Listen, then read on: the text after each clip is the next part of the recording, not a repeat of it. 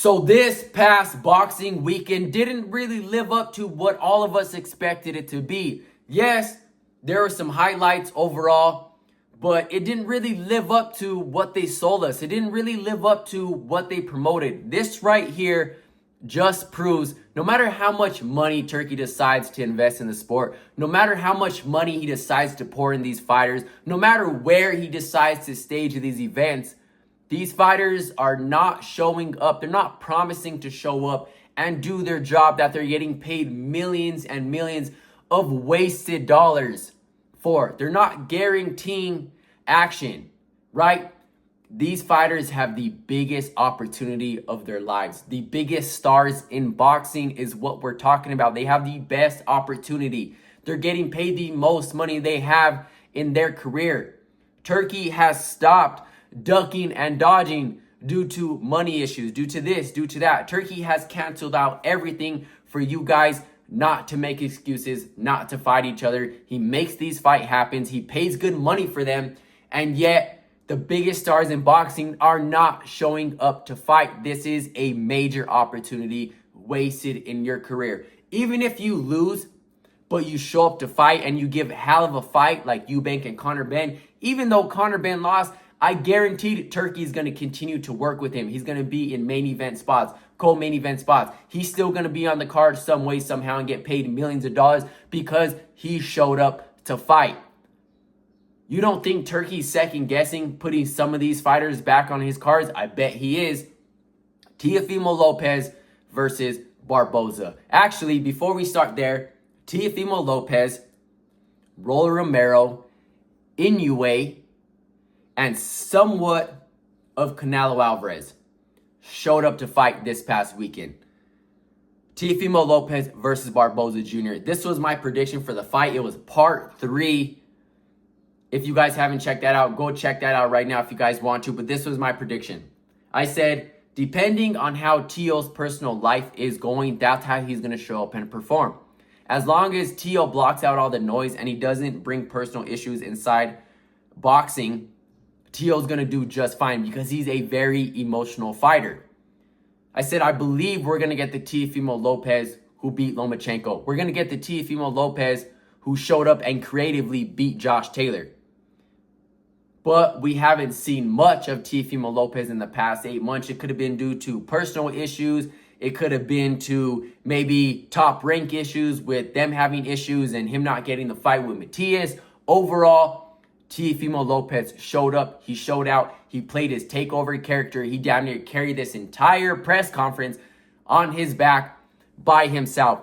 No doubt about it. Teofimo Lopez, one of the best fighters and one of the best performances this past weekend. I thought it was going to be a little bit closer due to us not seeing really much of Teofimo Lopez, like I said, in the past, 8 months, due to top rank issues, personal issues, the fight with Matias, whatever it was, because Barboza had momentum on his side. Barboza had ring activity on his side, right? That's why I thought this fight was going to be a little bit closer with Teo coming out on top. Overall, huge congratulations to Teofimo Lopez. Much appreciated for showing up and setting the bar high for these other fighters. Teofimo Lopez was really the fighter who set the bar high. He came out and dominated Barboza. So Teo set the bar high for Haney and Ramirez. He set the bar high for Rolly and Ryan Garcia. Now, Devin Haney versus Jose Ramirez. I am truly disappointed on how both fighters showed up, especially Devin Haney, because during this whole build-up, Devin Haney was saying in these interviews, I'm a new and improved Devin Haney. I can't wait to go out here and dominate Jose Ramirez. It's not gonna be an easy fight, but I'm gonna make it look easy. Devin Haney took away his greatest move, his best weapon, his jab. We didn't really see much of a jab from Devin Haney. We saw more of running around the ring, which I don't know where he got that from. It didn't make no sense in his game. Never, ever have I seen someone's stock go down due to suing Ryan Garcia, and then his stock went down even more. Devin Haney had the opportunity to win the fans over, to show that he was a new and improved Devin Haney. to show that he wasn't that fighter who lost to Ryan Garcia. He had a major opportunity to win the fans back, and he disappointed.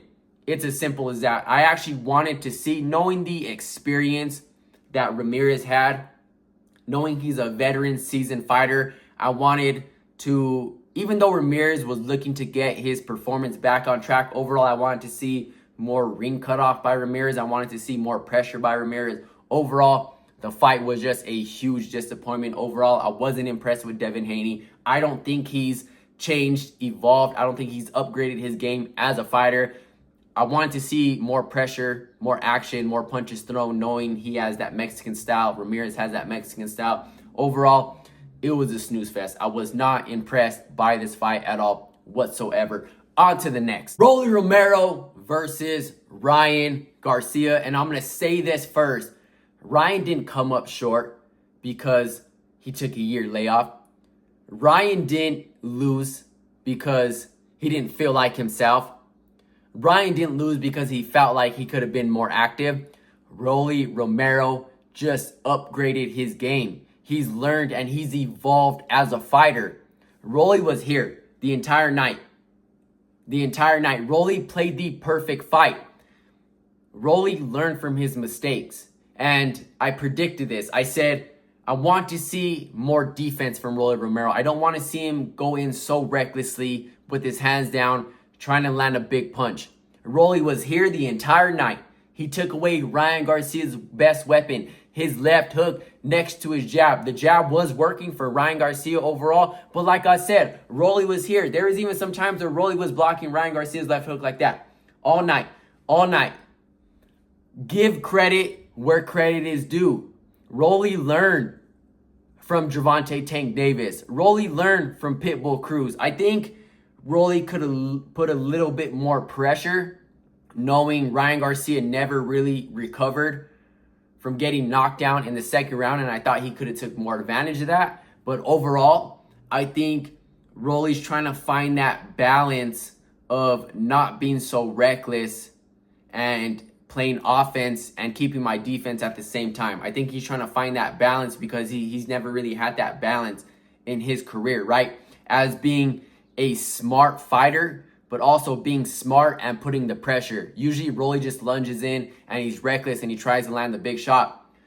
Give credit where credit is due. I think even if Ryan Garcia was the best of himself, which he was, because Ryan Garcia made weight, he claimed that he was the best version of himself and he couldn't wait to get back in the ring. And when they had their face-to-face interview, Rolly said, I'm glad. There's going to be no excuses because I know I'm getting the best Ryan Garcia. The best Ryan Garcia is going to show up. The best Ryan Garcia showed up. Rolly had the better game plan. He's grown, he's evolved, and he's learned as a fighter. Even though he's came up short in some big fights, he's carried that experience over with him. Don't say Rolly got lucky. Don't say Rolly had a better night than Ryan Garcia.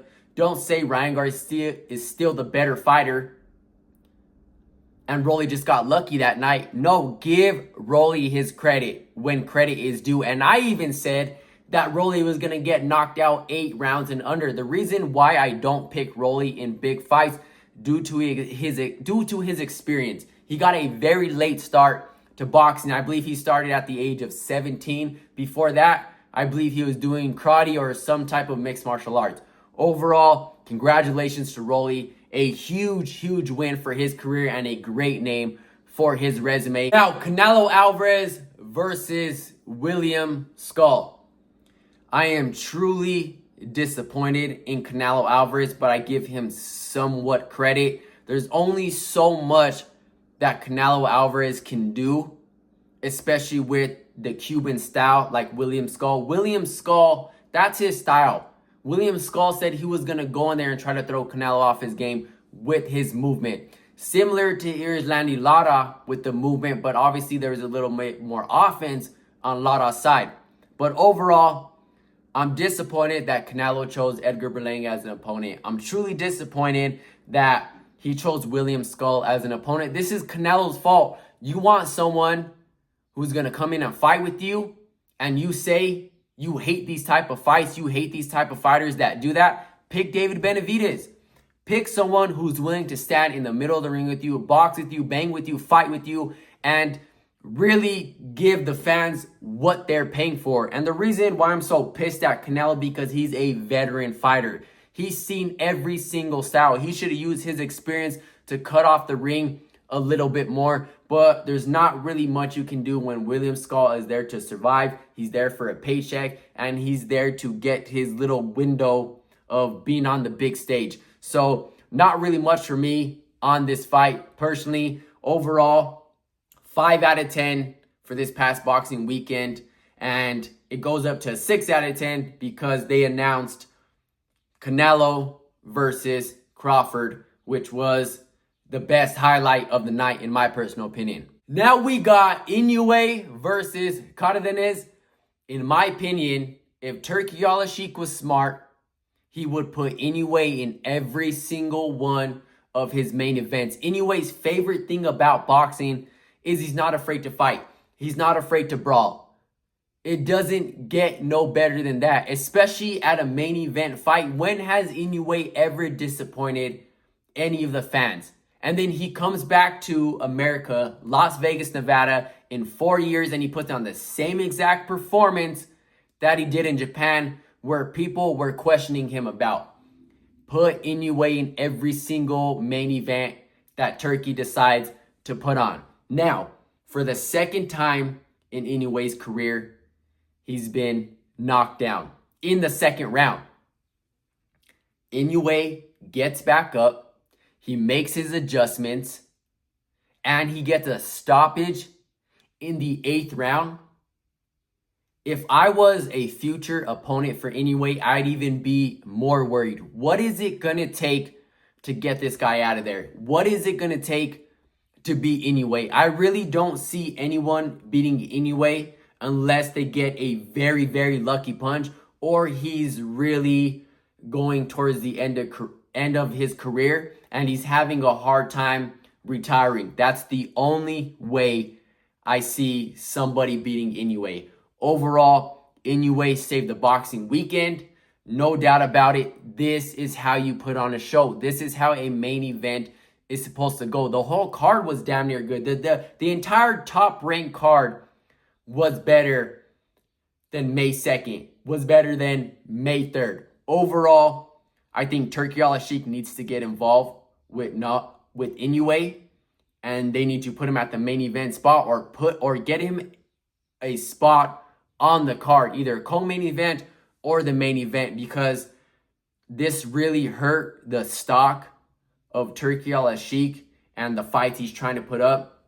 And one thing that I also do want to say, I'm not too sure. I actually thought that it was going to be different. I thought the ring, the arena, I mean, obviously not the arena, but the Times Square atmosphere was going to be a little bit different. Overall, I thought it was a bust. Maybe 300 invited guests wasn't really the answer to the best card that we've seen, or the most stacked card that we've seen. Overall, I think this is a lesson learned by Turki Al-Sheikh and a lesson learned to the fighters. Let's only put the fights in stadiums or arenas, because I feel like the fans is really what make the atmosphere and could really change the momentum of the fights. Let me know what you guys think about that. Let me know your guys' favorite fight this past weekend, and I'll catch you in the next one. I'm out.